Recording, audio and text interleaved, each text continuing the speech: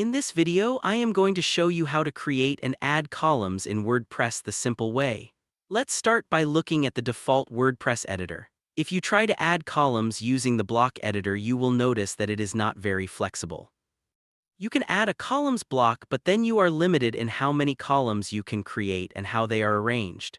If you want more control, like resizing or mixing different widths, you usually need extra blocks, custom CSS, or even another plugin. It can feel confusing and time-consuming. Now let me show you how easy this is with Divi. You can follow along using the link in the description. Open the page where you want to add columns and enable the Divi builder. Divi is based on sections, rows, and modules. Whenever you add a new row, Divi gives you a visual layout chooser where you can pick how many columns you want. For example, you can choose 1/2 and 1/2, or 1/3 and 2/3, or even 4 equal columns. With just one click, the row is created with the exact column structure you selected.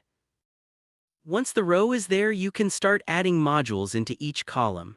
Just click the plus icon inside a column, choose a module like text, image, or button, and it will drop right into place.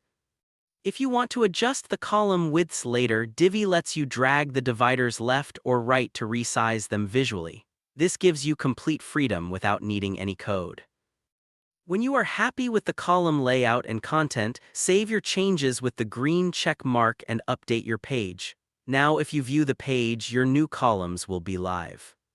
So while the default WordPress editor makes adding and managing columns a bit limited, Divi's drag and drop column builder makes the process simple, visual, and flexible. If you'd like to try Divi yourself, click the link in the description to get it from Elegant Themes at a great price.